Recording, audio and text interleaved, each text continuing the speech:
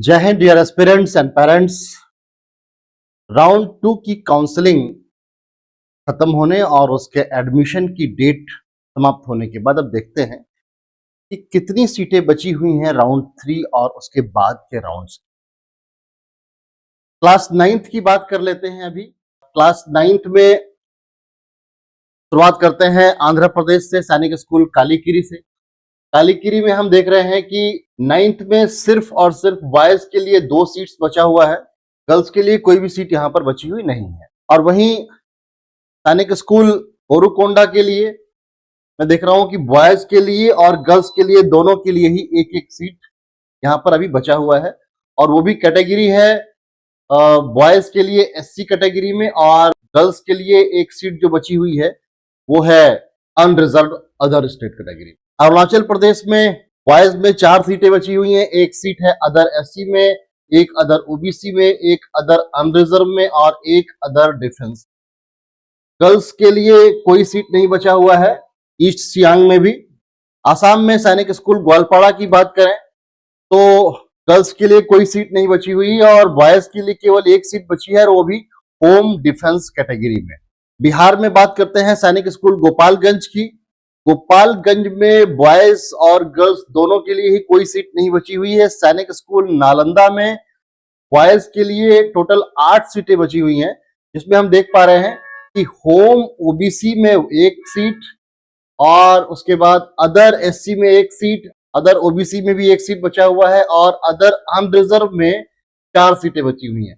Other defence में भी एक सीट बची हुई है। सैनिक स्कूल अंबिकापुर छत्तीसगढ़ की बात करें तो बॉयज के लिए बची हुई हैं टोटल सीटें 5 और गर्ल्स के लिए हैं सीटें 2।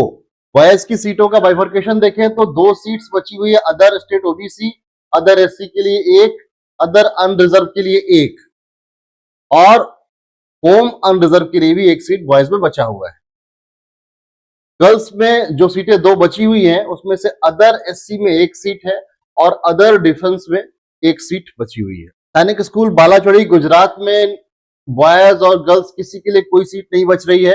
हरियाणा की बात करते हैं, हरियाणा में सैनिक स्कूल कुंजपुरा में बॉयज के लिए सीटें बची हैं 2 और वो भी है एक ओबीसी होम और एक होम अनरिजर्व के लिए। गर्ल्स के लिए कोई सीट नहीं बची है।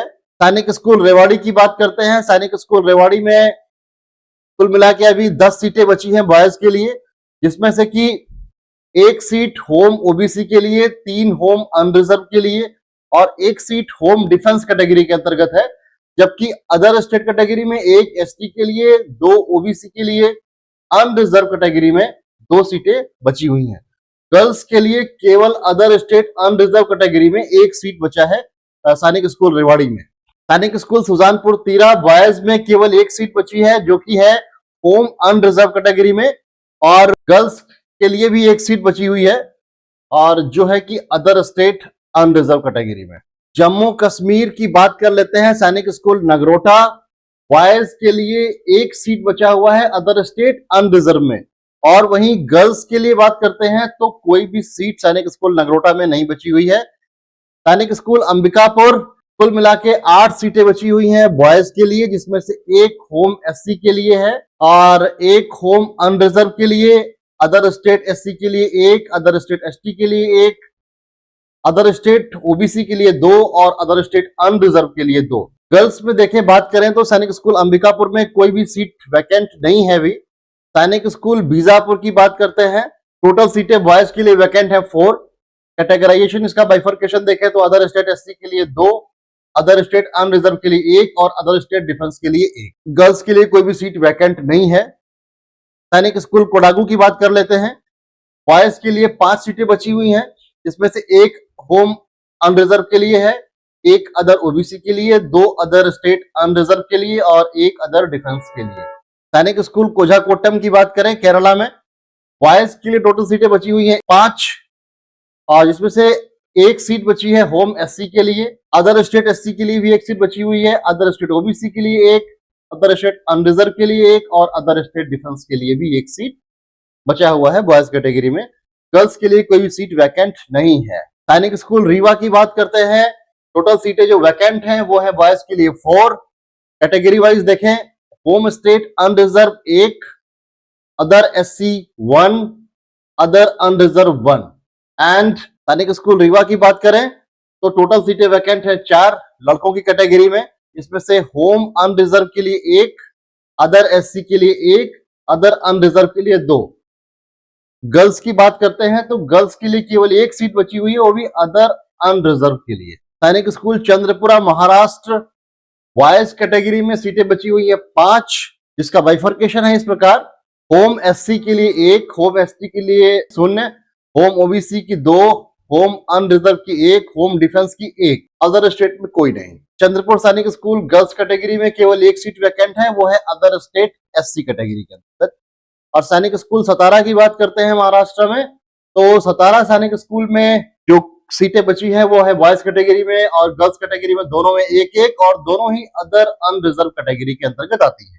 मणिपुर बॉयज की बात करें, सैनिक स्कूल इम्फाल केवल 1 सीट वैकेंट है और वो भी अदर अनरिजर्व कैटेगरी में।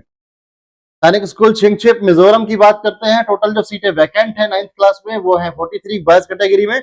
इसका बाइफर्केशन इस प्रकार होगा: होम SC के लिए 7, होम OBC के लिए 13, होम डिफेंस के लिए 6, अदर स्टेट SC के लिए 3, अदर स्टेट ST के लिए 1, अदर स्टेट OBC के लिए 5, अदर स्टेट अनरिजर्व के लिए भी 5 और अदर स्टेट डिफेंस के लिए 3।